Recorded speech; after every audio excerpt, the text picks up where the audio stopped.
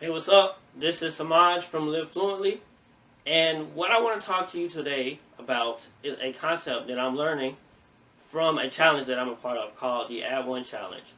And what the Add One Challenge is basically it's a 90-day challenge where you pick a language, and then at the end of the 90-day challenge, the end of the 90 days, your goal is to have a 15-minute conversation in that language and only that language with a native speaker. Now, my language of choice was Spanish. However, I'm at a point where I've already had 15-minute conversations. I've had longer than 15-minute conversations. However, I'm at a plateau where I felt like I've been at the same level for way too long.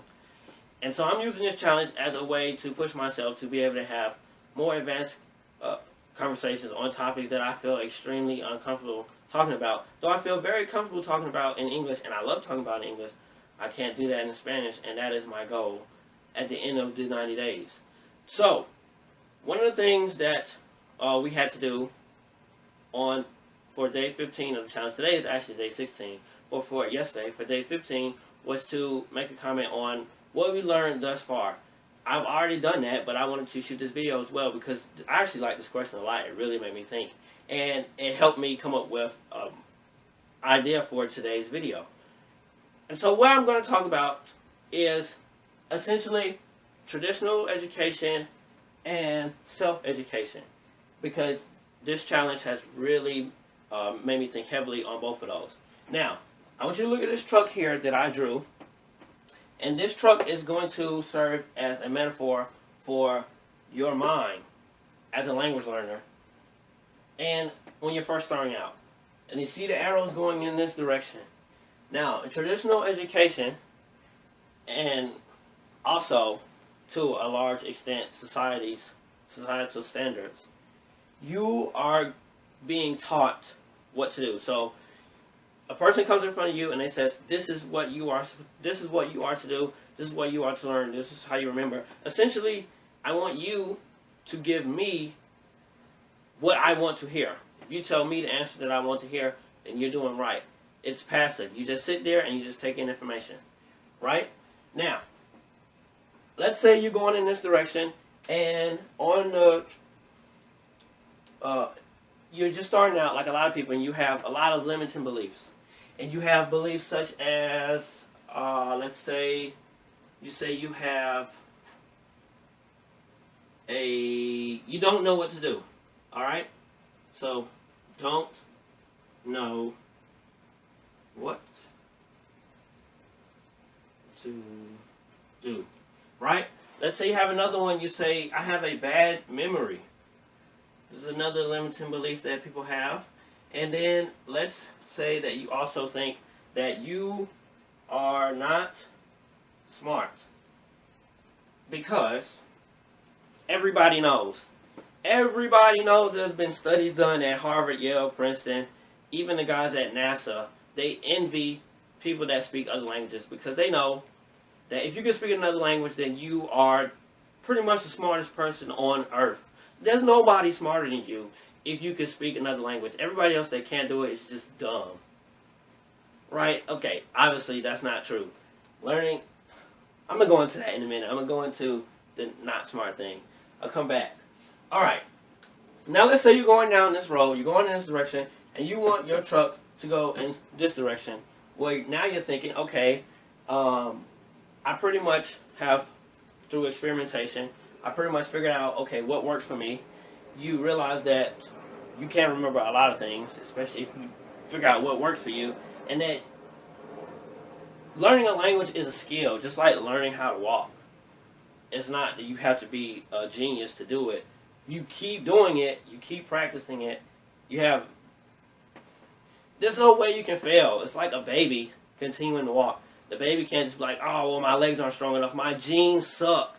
My genes are terrible, Mom. Why would you do that? Like, my legs don't work because of you. I need you to have stronger genes. You just keep on walking. The baby keeps walking. The baby starts learning how to walk and can walk regularly. It's like learning a language. Keep on practicing. Keep on speaking. You end up speaking the language. Alright. So you go out in that. Now you want to go in this direction. What is the process of making this truck go from here to over here? Because a lot of people think, oh, I'm just going to read a book and instantly I'll switch. I'll start going in this direction. Well, I'll argue that that's not the case, because if this truck is driving, it's going pretty fast, how can it just go from here to here instantly? It first has to start slowing down to the point where it can even be going slow enough to even make a turn, or slow down to the point where it stops. And then from stopping, then make a turn and start going in this direction. And then also, once it starts going in this direction, it's a truck. So it's not going to have a super fast acceleration. It's going to be a slow start, and it'll get faster and faster and faster and faster down in the direction that you want to go.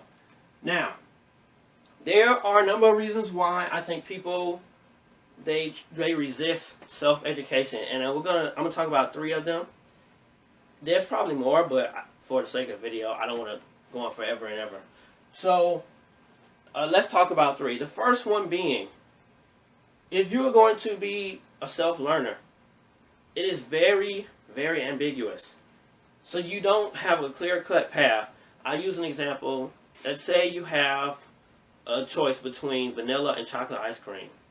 It'll be pretty fast. You will make that decision pretty quickly.